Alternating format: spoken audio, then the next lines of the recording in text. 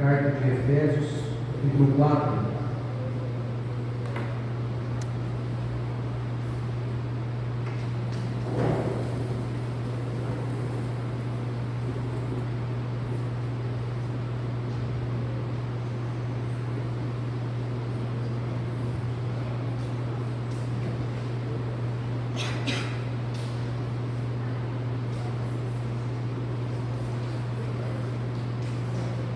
Efésios,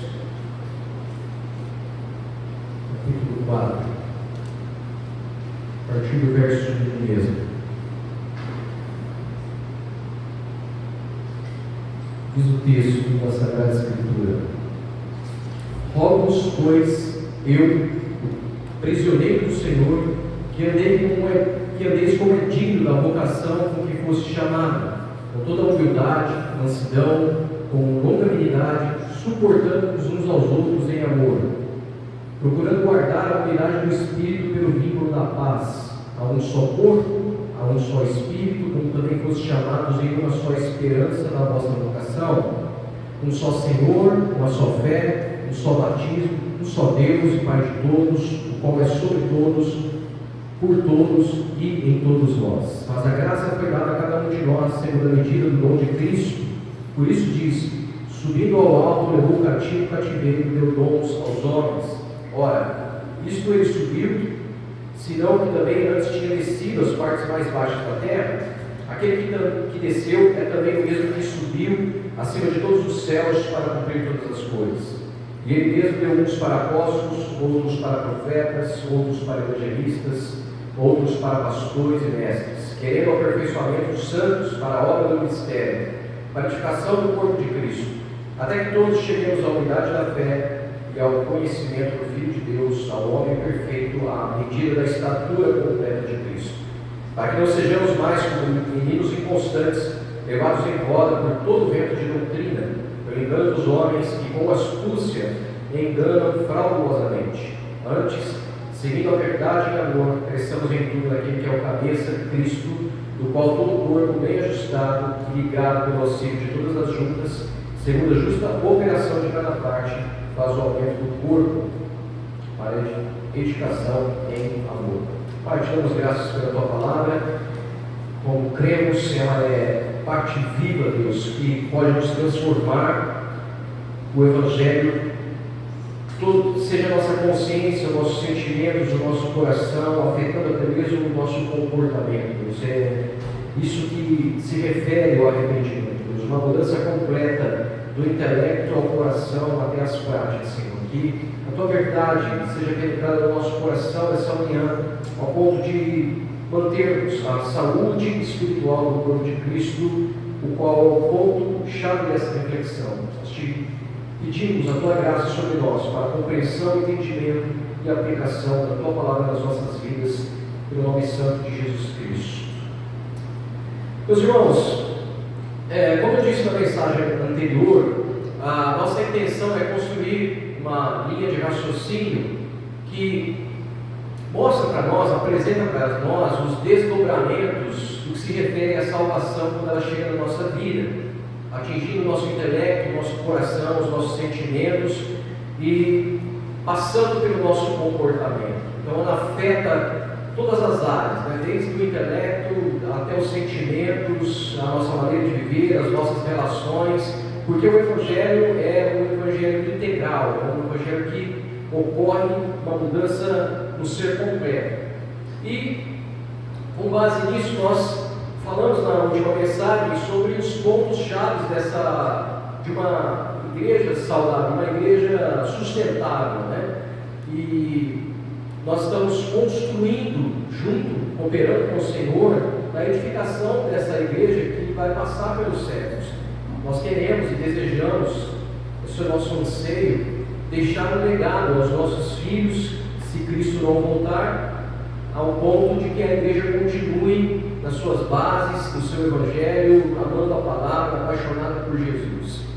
Essa comunidade sustentável, ela passa por essa paixão, uma paixão primeiramente pelo Senhor, pela palavra, pela comunhão, a comunhão, como nós falamos na última mensagem, uma comunhão que tem um ponto central de transformação, não apenas uma mera amizade, né, pela afinidade, mas que objetiva ali a transformação, a cooperação, o consolo, carregar os fardos uns dos outros. Isso passa pelos sacramentos, né, pela ceia, pelo compartilhar do pão, do vinho, pelas orações em conjunto, que é um desafio para nós como igreja, pela generosidade, pelo coração completamente aberto em apoiar, ajudar, transcender, e pelo ritmo de adoração constante, dessa alegria de adorar o Senhor constantemente, e isso Deus vai acrescentando aqueles que vão sendo salvos. Nós falamos sobre isso, né? Isso é um grande desafio para nós, crer que Deus vai trazer as pessoas,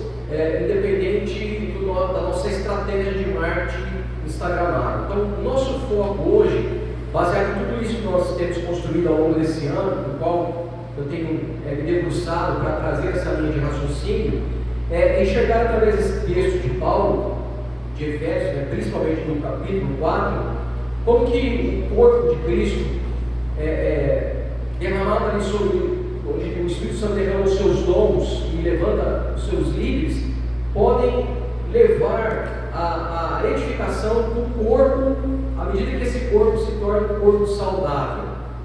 Então, mais do que tornar a igreja uma instituição, uma corporação, o nosso alvo é não somente nos reunir, mas que essa comunidade ela se torne uma comunidade saudável, um corpo saudável. Na mensagem anterior nós falamos sobre a igreja sustentável e hoje nós queremos falar sobre a saúde do corpo. E o primeiro ponto que a gente pode destacar aqui está nos primeiros versos. Paulo vai enfatizar sobre um modo digno de se caminhar na fé cristã. A gente enfatiza muito isso aqui também. O apóstolo vai nos chamar a reflexão de que existe uma forma de se caminhar na fé cristã. Então não é de qualquer maneira, não é a meu prazer, não é da maneira que eu interpreto, não é como eu quero, né? Não é só as partes que eu gosto. Existe uma forma de se caminhar na fé cristã. Uma vez que a salvação atinge o meu coração, uma vez que eu entendo que eu preciso de um Salvador, existe agora uma maneira de se viver a vida cristã, coerentemente com o que eu creio, que é o que nós falamos algumas semanas atrás. Então, o Evangelho me alcançou, eu preciso agora corresponder ao que esse Evangelho me propõe, na maneira de pensar, caminhar, se relacionar. Segundo as palavras do apóstolo Paulo, quais são as características desse caminhar, dessa vocação, desse andar com Cristo? Está aqui: humildade, mansidão e longanimidade. Então, os três fundamentos da caminhada cristã passam por isso: humildade, mansidão e longanimidade. Sem essa tríade aqui, sem essas três características, né, numa linguagem melhor, né? O Joel já me confrontou ali, fala em português. Prega na linguagem do hoje. Então, os irmãos vão me corrigir mesmo, tá certo, é isso aí. Então, a maneira de se caminhar são diante dessas três características: humildade, mansidão e longanimidade. Sem esses três pontos principais, não há como o corpo se tornar um corpo saudável, não há como os dons se vincularem, não há como a liderança exercer o seu papel. Então, na semana retrasada, nós vimos os fundamentos de uma igreja sustentável. E aqui nós queremos ver como esses fundamentos, baseados na humildade, na mansidão e na longanimidade, geram uma unidade viva. Unidade que, pelo que Paulo está falando aqui, não é uma unidade fabricada.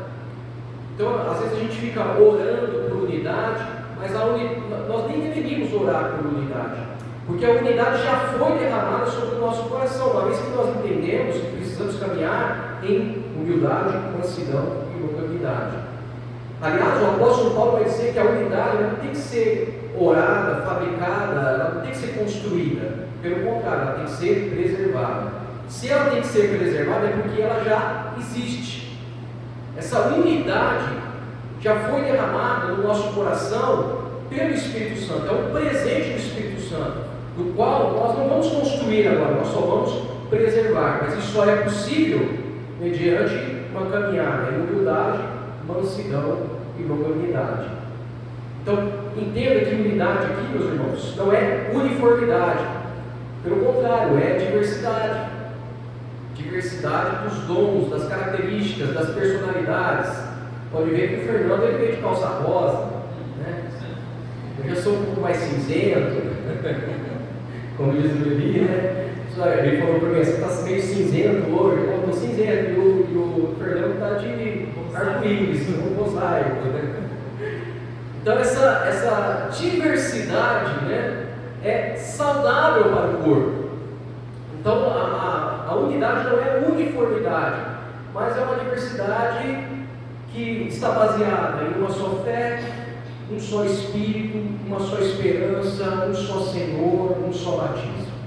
Esses são os pontos centrais. Se nós entendemos que nós temos um só, nós servimos ao mesmo Senhor, nós temos uma esperança, nós temos as mesmas bases de fé, estamos debaixo da aliança do mesmo batismo, então a unidade ela se torna fácil. A igreja que falta esses elementos de humildade, mansidão e longanimidade, ela vai se encontrar num estado de apatia, num estado onde o corpo não se movimenta, onde os dons eles não servem uns aos outros. Quando a gente entende que nós precisamos caminhar na fé cristã com humildade, mansidão, longanimidade, porque esses três elementos estão baseados em uma só fé, um só Espírito, uma só esperança, e todas as outras características que vimos aqui, nós entendemos qual é a nossa identidade para caminhar juntos. Reencontramos a nossa base. E antes de ter qualquer ação, de fazer qualquer coisa, nós precisamos ter claro sobre a nossa identidade como corpo.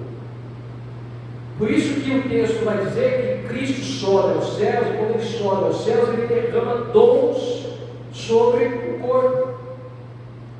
E não só derrama dons, mas como estabelece ofícios, lideranças. Para quê? Para equipar o corpo. Não é para centralizar o desempenho, não é para centralizar o serviço, não é para centralizar o poder, mas pelo contrário, para que todo o corpo, bem unido, bem ajustado, com o auxílio de cada junta, cresça na sua maturidade. Então, mais do que um evento bem feito, que a gente pode organizar aqui, nós precisamos de uma comunidade cheia de maturidade, onde a caminhada é pautada, ela tem a estrada com humildade, mansidão e longanimidade, para que a gente possa chegar ao que o apóstolo Paulo cita no verso 13, a medida do varão perfeito, a medida da estatura de Cristo. Porque só a maturidade, meus irmãos, vai fazer com que uma igreja ela se torne sustentável e que o corpo seja saudável. Porque a maturidade nos liberta do que o apóstolo vai dizer nos versos aqui posteriores, dos ventos de doutrina. A maturidade nos livra do emocionalismo cansado. A maturidade forma um povo que vai falar a verdade, mas com amor. Se nós olharmos para a história reformada, a igreja é o corpo de Cristo, onde quem governa é a palavra e o Espírito. Você vai observar que nas igrejas reformadas, na história da igreja reformada, não existe slogans, não existe visão, existe o credo apostólico. Não existe visão. Por quê? Porque quem está governando? A palavra. Há uma clareza de identidade. Há uma clareza da identidade de cada um, de que cada membro do corpo possui e deve servir ao corpo e à sociedade. Calvino vai nos lembrar que Deus nos gera e nos nutre por meio da igreja. Vai dizer ainda que a igreja é a mãe da fé. Isso nos dá um senso de responsabilidade, de pertencimento, não um senso de consumo religioso. Isso nos dá clareza do nosso papel. do que nós devemos praticar na vida da igreja, de que nós não somos apenas meros espectadores no que se refere à vida cristã. E é isso que Paulo vai abordar aqui em Efésios 4. Ele vai nos dar o roteiro de um corpo de Cristo saudável. E o que Paulo destaca nesse texto? Ele destaca que o corpo ele tem um senso de vocação, porque está todo mundo ali encaixado, todo mundo servindo, bem ajustado, bem ligado, bem conectado.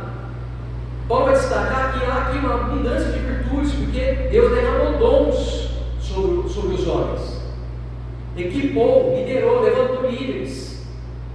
Ele vai destacar aqui que esse corpo ele está completamente amarrado pelos vínculos profundos, baseados num só corpo, numa só fé, numa só esperança, num só Cristo, num só Senhor, num só batismo. Ele vai destacar que aqui há uma liderança que não está oprimindo o corpo, que não está subjugando o corpo, que não está controlando, não está adestrando o corpo, pelo contrário, está equipando o corpo para que cada um desempenhe o seu papel no corpo. Isso é o que é um corpo de Cristo saudável. E só o corpo de Cristo saudável pode crescer de forma saudável. O retrato que nós temos visto de uma igreja doente nos dias de hoje é porque o corpo não tem crescido de forma saudável. É evidente que há salvação, é evidente que nós mesmos fomos alcançados por igrejas neopentecostais, muitos de nós aqui. É evidente isso. Só que talvez esse alcance não desenvolveu em nós maturidade e um caráter, um senso de vocação saudável. Então há crescimento, pode ser que esse crescimento até seja real e verdadeiro, sim. Mas a pergunta que fica é: o quão saudável é isso? E nós, como igreja, temos o desafio de não só crescer, não só nos vincularmos, não só termos comunhão, não só atuar na sociedade como uma igreja responsável, mas crescer em maturidade de maneira saudável. Aqui está o caminho. Paulo destaca aqui para nós o caminho de nós conciliarmos o que nós cremos com a prática, onde Cristo está no centro, e cada um de nós, como membros desse corpo, estamos trabalhando juntos para a edificação mútua. Então a primeira coisa que a gente destaca são esses pontos, desse senso de vocação pautado, baseado, asfaltado pela humildade, pela mansidão e pela longanimidade. O segundo ponto que a gente destaca aqui é justamente esse chamado à unidade. Então Paulo aí, do verso 1 ao verso 6, ele vai falar sobre isso.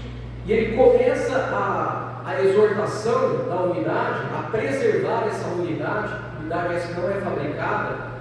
Então, na minha concepção, depois os irmãos até podem me corrigir se eu estiver errado no que eu vou afirmar, nós nem deveríamos orar pela unidade, porque a unidade já foi nos dada. O texto é claro em dizer que nós devemos preservar a unidade. Então Paulo começa falando sobre esse chamado à unidade, a preservação dessa unidade, lembrando da sua própria condição. Eu, Paulo, prisioneiro do Senhor.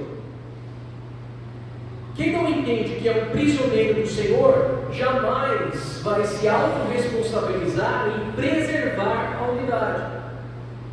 Então Paulo mostra para nós que a vocação cristã, ela não é teórica, mas ela é encarnada pelo senso de sofrimento, pelo senso de testemunho, pelo senso de abrir mão das próprias opiniões às vezes, pelo senso de abortar, às vezes, o próprio desejo, em virtude da saúde do corpo. Não há saúde numa comunidade sem essa consciência de que eu sou um prisioneiro do Senhor. Porque se eu sou um prisioneiro do Senhor, a agenda da comunidade vai mexer com a minha agenda. Se eu sou um prisioneiro do Senhor, a palavra pregada, ainda que me confronte, vai mexer com as minhas estruturas de crença, ao ponto de mudar a minha consciência, de mudar o meu comportamento e o meu coração. Então o chamado não é para que cada crente se torne um cristão isolado, não é esse o chamado. O chamado de Paulo é para que a gente preserve a unidade, mas para preservar a unidade, eu tenho que ter um senso de que eu sou um prisioneiro do Senhor, eu tenho que ter clareza disso. Para que o corpo ande em coerência com a identidade de Cristo, eu preciso ter a consciência de que eu sou um prisioneiro do Senhor. Se eu sou um prisioneiro do Senhor, isso desdobra numa outra consequência. Eu sou um prisioneiro do meu irmão também. É daí que vem a exortação de Deus a Caim. Caim, na verdade. Onde está o teu irmão? Aonde está o teu irmão? Por quê? Porque eu sou responsável. Eu sou responsável por aqueles que são os meus irmãos. Nós já falamos sobre isso aqui, né? A respeito de andar em dois, discipulado. Então a unidade da igreja, ela não é uma opção, ela é uma expressão natural do Evangelho que alcançou meu coração. E só pode ser concretizada numa consciência de quem entendeu que é um prisioneiro do Senhor.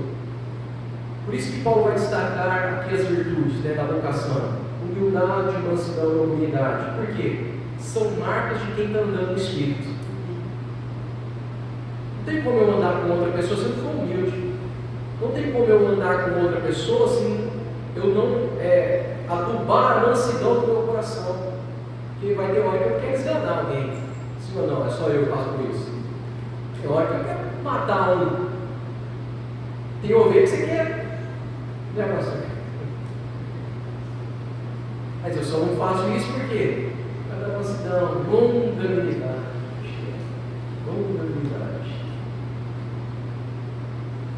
Por isso que Paulo destaca isso. Nós podemos sondar e preservar a unidade por causa dessas virtudes. São marcas do Espírito, que é o que Paulo destaca em Gálatas, capítulo 5. A mansidão, a humildade e a longanimidade, elas vão combater as obras da carne, o orgulho, a irritabilidade, a pressa nesse mundo, apressado a todo momento. Irmãos, não tem nada que desgasta mais a vida comunitária do que o orgulho e pressa. Ainda mais falando de nós, estamos aguardando a vinda do Senhor, que devemos ter esperança. A pressa corrompe qualquer vida comunitária.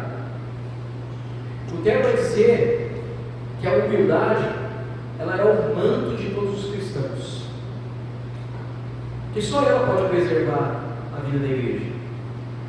Somente quem se vê como um prisioneiro do Senhor consegue se enxergar como um pecador, e quem se enxerga como um pecador consegue andar com o outro pecador. Então, unidade não significa uniformidade de dons, de características, de performance, de temperamentos. Unidade não é isso. A gente vai observar aí algumas pessoas semelhantes, né? É certo que em alguma semelhança nós vamos ter, mas unidade não é uniformidade, mas ela é uma harmonia em torno do que é essencial. E o que é essencial está aqui no texto. Nós temos uma só fé, fazemos parte de um só corpo, acreditarmos no só Espírito, temos uma só esperança, servimos a um só Senhor, debaixo de um só batismo. Isso é o que é essencial. E você pode perceber que essas coisas aqui estão todas no credo apostólico que a gente ensina. Uma só fé, um só Senhor, um só batismo, um só Espírito. Está tudo condensado. O Novo Testamento está condensado aqui. A vida da igreja está condensada aqui. E esse é o alicerce para qualquer preservação de unidade e comunhão verdadeira. Então, como eu disse, a unidade ela já existe, porque ela é obra do Espírito. Agora, a nossa responsabilidade nisso tudo é preservar. De que forma? O apóstolo também nos dá o caminho. Pelo vínculo da paz. O vínculo da paz. A outra texto bíblico vai dizer que no que depender de nós, a gente tem que ter paz com todo mundo. Calvino, ele vai afirmar isso no seu comentário de Efésios. Aliás, tem lá no site Voltemos ao Evangelho, tem uma biblioteca dos comentários de Calvino, do Novo Testamento. Você pode entrar lá, baixar de graça o comentário lá dos livros Então o Calvino ele vai falar assim que a paz é o cinto que mantém todos os membros da Igreja de Deus. Isso significa que a gente não produz unidade por estrutura, por evento, por discurso. Não, nós apenas guardamos essa paz na mesma medida que a gente caminha no caráter de Cristo, na mesma medida que nós andamos conforme o Espírito, como Paulo fala. Então a saúde da igreja, ela passa por esse primeiro ponto, segundo, esse segundo ponto, que é essa preservação da unidade. Quando a gente retoma essa consciência de que nós somos chamados para viver em socorro, sustentados por uma só esperança. Quando nós não temos essa convicção, surge a divisão. Aliás, a divisão surge com a falta dessa preservação, porque o Evangelho nos une, onde o cansaço vai gerar diferença, só que a esperança de Cristo vai reacender o vinho. Se nós temos a consciência de que temos um só Senhor, uma só esperança, estamos no mesmo corpo, isso reacende a nossa esperança para andar em unidade. Um outro ponto que a gente consegue destacar aqui desse texto está aí no verso 7. Uma vez que compreendemos que fomos chamados a preservar essa unidade, o apóstolo Paulo vai dizer que Deus deu a cada um de nós uma graça, conforme a medida repartida por Cristo. Um dos pontos mais importantes para a saúde do corpo é esse tipo de compreensão de que Cristo não apenas trouxe a unidade, deu a unidade como um presente do Espírito para a sua igreja, mas Ele distribuiu dons de uma forma única a cada membro. Então, se a gente for pensar e refletir um pouco mais profundamente, há sim diferenças no corpo. Há sim. A parábola dos talentos vai deixar isso claro. Deus deu 5 para 1, 10 para 1, mas deu 1 para 1. No mínimo, um talento você tem. Uma graça você tem. Paulo deixa isso claro também na sua carta aos Coríntios, falando da diferença entre os membros. Alguns se consideravam mais importantes, outros menos, mas Paulo vai dizer que não. Se você bater o dedinho na quina, vai doer da mesma forma, todo o corpo vai sofrer. Então ele deixa isso claro. Da sua carta aos Romanos, no capítulo 12, onde ele está falando de uma renovação de entendimento para não se conformar com o mundo, nos versos seguintes ele vai dizer também sobre a distribuição de dons: caridade, liderança, servir. Ele vai falar sobre isso, ele vai abordar sobre esse assunto. E aí tem no verso 5 ou 6, acho que é o 5, se não me engano, capítulo 12, ele vai dizer: ninguém pense além de si mesmo aquilo que convém. Então, está bem coerente com o que ele está escrevendo aqui também em Efésios. Deus deu a cada um uma medida de graça conforme a medida repartida por Cristo. Deu uma graça para cada um conforme a medida. Então cada um de nós tem um dom conforme a nossa própria capacidade. Isso mostra que a diversidade, os carismas, as diferenças, elas não são uma ameaça à unidade, mas é exatamente o contrário. A diversidade de dons, meus irmãos, é a expressão mais bela da unidade. João Calvino comentou que a igreja nunca vai ser perfeita enquanto cada membro não estiver ciente do seu dom, e de que esse dom agora serve um bem comum. Está lá no comentário de Efésios também, capítulo 4. Então a diversidade ela não é uma ameaça, pelo contrário, ela é a beleza da unidade. A beleza da unidade está na harmonia dessa diversidade. A gente vai observar na história da reforma como isso aconteceu, porque antes era tudo centralizado num grupo que chamava de clero, mas com a reforma protestante, os ministérios se multiplicaram. Os pregadores agora não era mais um clero, era toda pessoa, os mestres, os músicos, os catequistas. Isso se expandiu a tal ponto de atingir a sociedade, que começaram a criar escolas, hospitais, todos entendendo o seu dom, a sua vocação, que foi dada por Cristo, e agora trabalhando para edificar, não para competir. John Owen vai nos lembrar que os dons nos foram dados não para a nossa vanglória, mas para servir humildemente. Então, na prática, no fritar dos ovos aqui, cada cristão é um portador da graça para servir o mundo. Cada um de nós. Olha para o seu irmão lindo aí do seu lado aí. Vamos dar um de pentecostal aqui.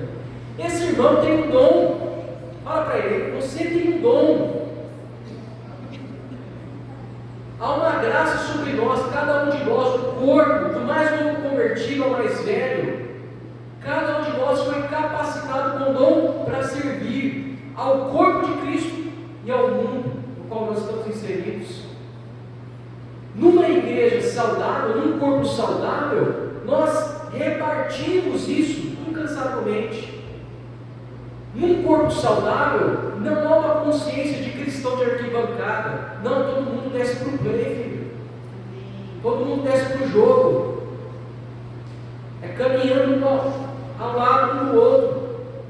Se nós olharmos para a história, quando a igreja de Genebra, junto com a reforma, ela começa justamente a multiplicar esses dons, como eu falei, organizando hospitais, escolas. Era a diversidade dos dons agora agindo sob a mesma fé, mas não agora para competição, mas para servir tanto a igreja como a sociedade. Infelizmente, meus irmãos, o que nós vimos nos últimos 30, 40 anos da igreja foi um reducionismo desses dons. Foi acreditar que nós somos chamados a ser simplesmente para ser voluntário no som, simplesmente para liderarmos pequenos grupos, simplesmente para a gente ter alguém na mídia, no louvor. Não que isso não seja necessário, é necessário, isso é extremamente necessário. Precisamos de gente para servir no culto público, mas a gente tem que extrapolar os muros da corporação. O que de fato é necessário para servir o corpo, mas ainda mais necessário para um mundo que está caindo, um mundo que está caído.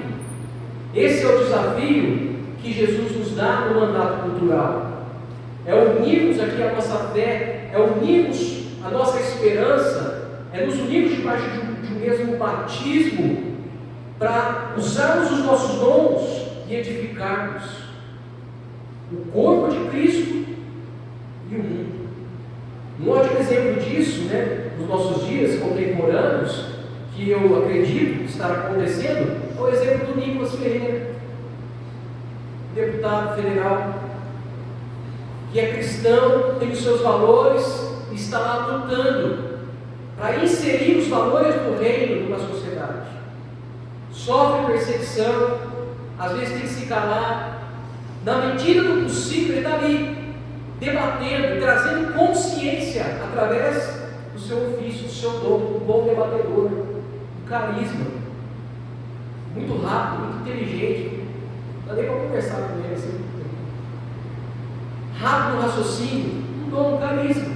Está lá servindo a sociedade, servindo a igreja, servindo a sociedade.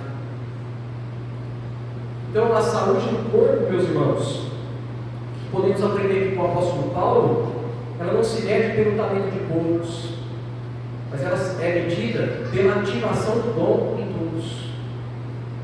Nós não somos cristãos de arquibancada, e a nossa tarefa pastoral, acredito que tanto a mim quanto do Levi, é tentar, do Fernando, de todo o presbitério, é tentar ajudar cada crente a exercer e ativar esse dom, a desenvolver, a colocar em prática, tanto em favor dos seus irmãos, como também da sociedade. E só assim, com essa ativação de todos, podemos observar a multigraça de Cristo se manifestando, e a harmonia da unidade dentro da diversidade. É isso que torna o Evangelho atrativo, bonito, belo. É ver cada pessoa com sua personalidade, característica, dom diferente, servindo o mesmo propósito. O terceiro ponto que a gente destaca aqui, já caminhando para o nosso encerramento, é que Paulo destaca que nesse corpo há sim liderança. Ele vai destacar aqui os ministérios, pastores, mestres, profetas. Ponto importante para a saúde do corpo é a compreensão de que Cristo governa a sua igreja, mas ele faz isso por meio dos seus oficiais, por meio das suas lideranças. Então nós cremos sim na liderança da igreja, cremos sim que alguns são chamados para essas vocações, que são ofícios, que são cargos, não para dizer que nós somos, que esse clero aqui é melhor, não para distinção dos demais, mas para ser instrumento para que o corpo amadureça. O próprio texto vai destacar isso. Então nós temos ofícios, nós temos liderança, isso precisa ficar claro para a igreja, inclusive para alguns cristãos hoje que se dizem cristãos, mas estão fora da comunidade, estão fora do corpo e criticando liderança. Então nós cremos, nós não somos contra a liderança, não somos contra ofícios, mas esses ofícios e essas lideranças não são um cargo para destacar quem é melhor ou melhor, são ofícios para servir, para levar cada irmão e cada irmã a descobrir o seu dom, nós falamos aqui no ponto anterior, para que cada pessoa chegue à maturidade de Cristo. A gente lembra do que o próprio Calvino vai dizer sobre isso. Ele vai dizer que os pastores e mestres são como a boca de Cristo, pelo qual ele continua a instruir o seu povo. Agora, esses pastores e mestres só são boca de Cristo se a palavra de Cristo estiver na sua boca.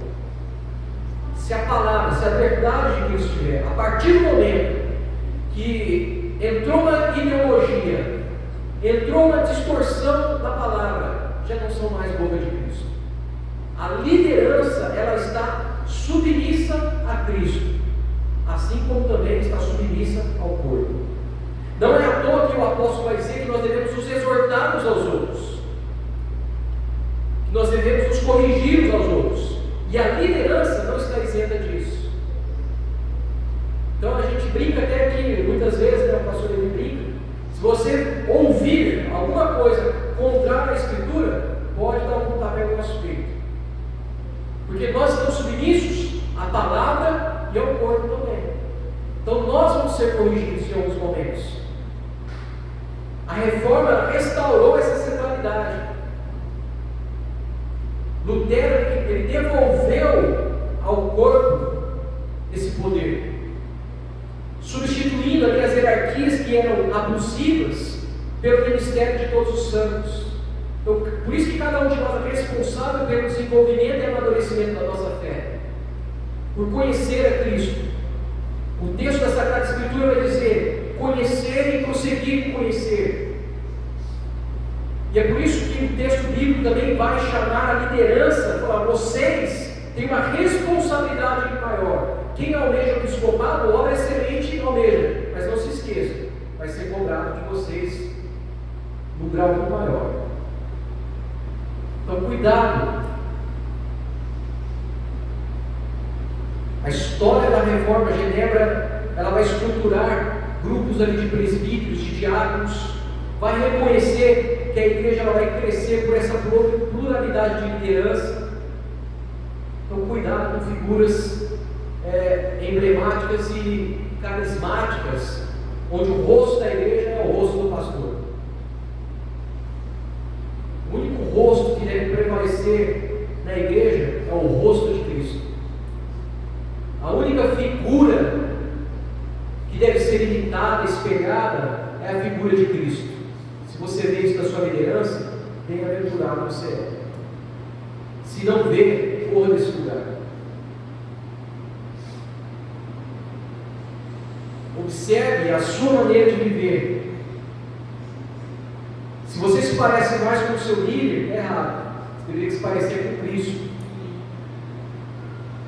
O John Knox vai dizer que a verdadeira igreja se conhece pela pregação fiel, pela administração correta dos sacramentos, pelo exercício da disciplina. Essa disciplina só pode ser exercida por um grupo de pessoas, por um grupo de presbíteros.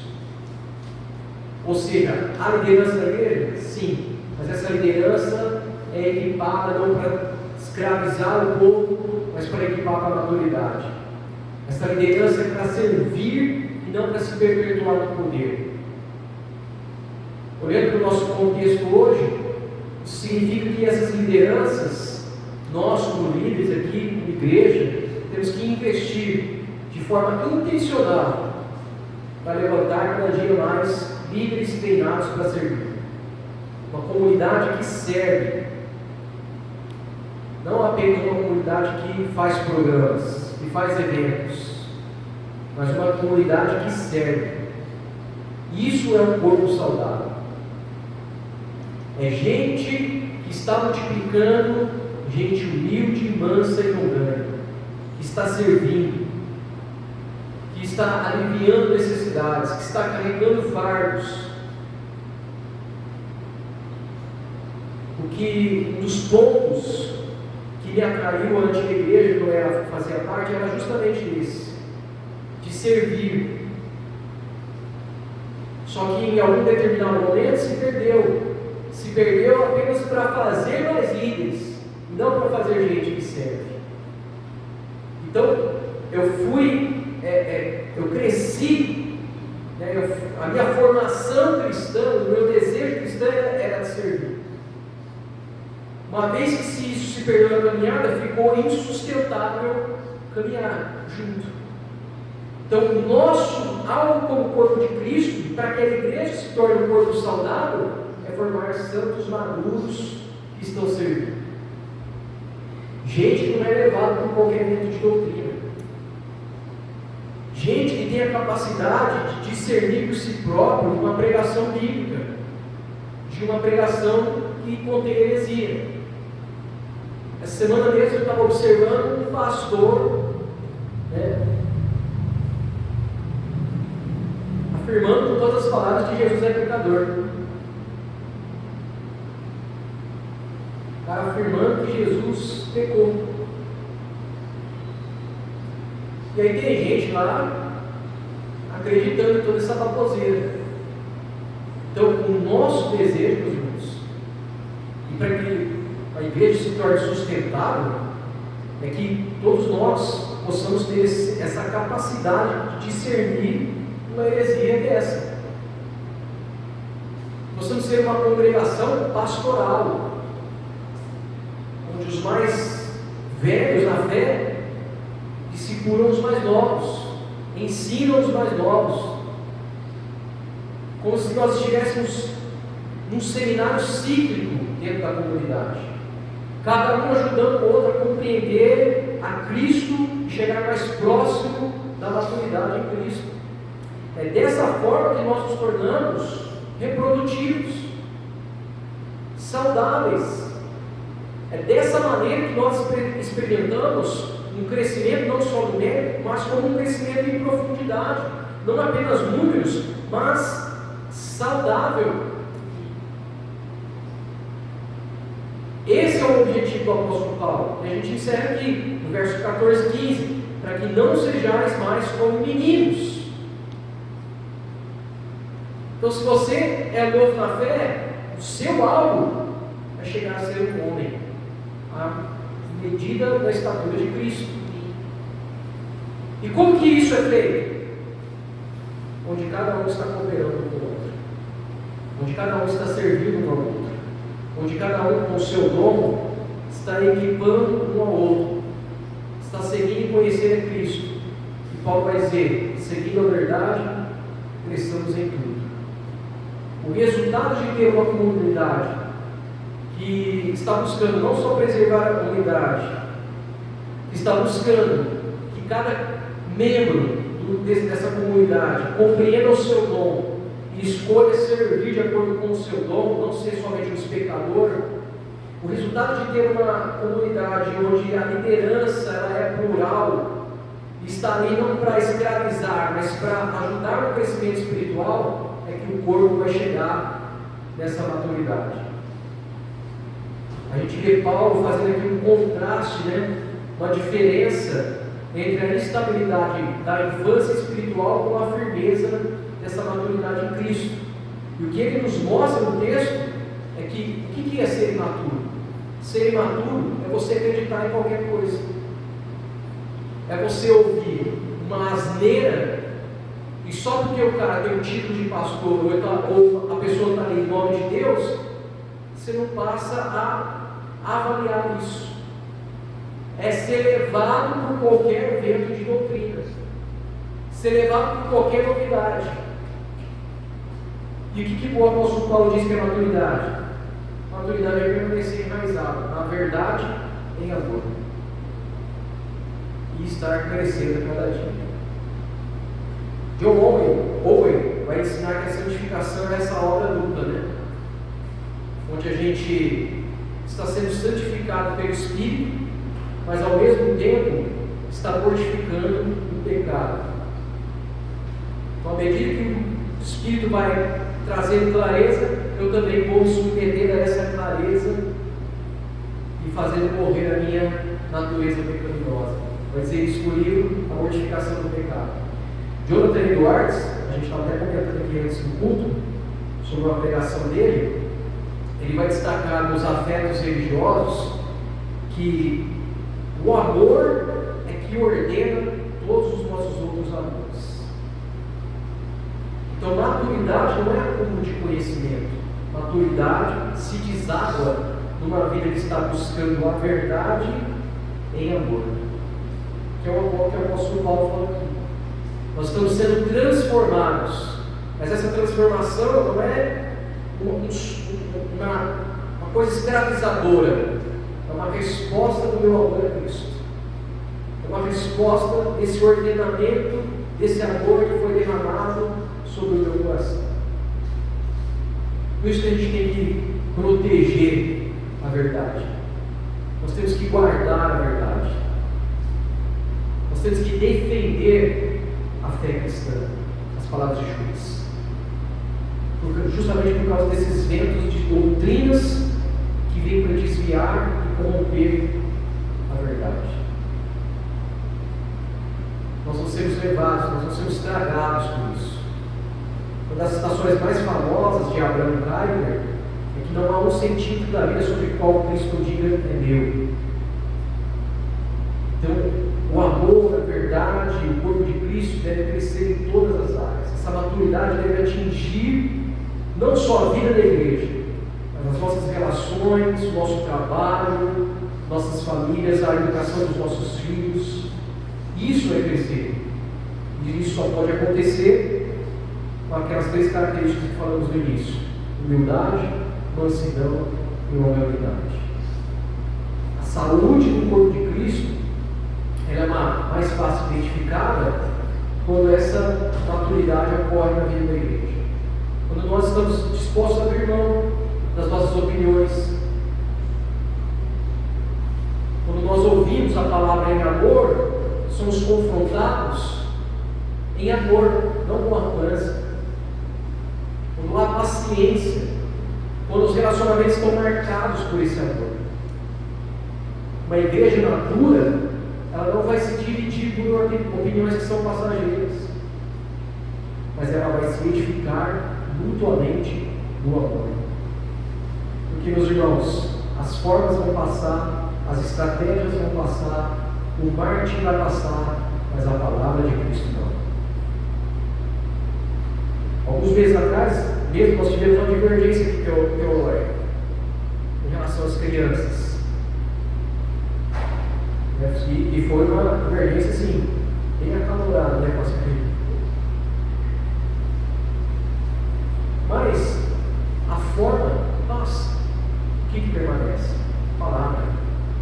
E se nós estamos debaixo de um mesmo Espírito, de um mesmo batismo, de uma mesma fé, de uma mesma esperança, nós passamos por cima de tudo isso e vamos construir algo duradouro juntos. Por isso que a gente tem aqui o acompanhamento pessoal, discipulado.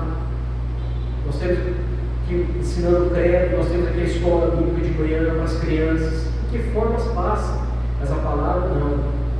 E nós queremos um povo cheio da palavra.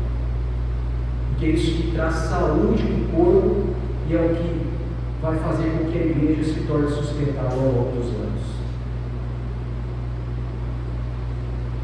Que o Senhor nos dê graça para compreender a nossa identidade no corpo de Cristo,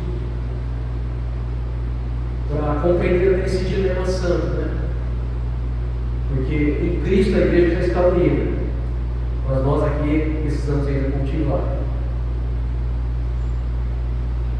O apóstolo Paulo vai nos mostrar que a maturidade ela não é um projeto individual, ela é algo comunitário. Os pais da igreja vão dizer que fora do corpo de Cristo não existe nenhum tipo de crescimento verdadeiro, porque Cristo ordenou que o Espírito Santo frutifique os frutos da comunhão dos santos. Os frutos só são possíveis na comunhão dos santos, de florescer, né? Comunidade, dons, funções, liderança, maturidade. São os pontos que o apóstolo Paulo aborda aqui no texto de Efésios. Eles não são peças soltas, são engrenagens de uma mesma obra. Qual obra? A obra que o Espírito Santo está fazendo para que todos nós cheguemos à estatura do varão perfeito. Formar um povo resistente, um povo maduro, um povo cheio de amor. Que o Senhor nos dê graça para viver isso, meus irmãos. Você pode ficar em pé, por favor? Gostaria de fazer novamente como nós fizemos na última mensagem. Você pode dar a mão aí para o seu irmão.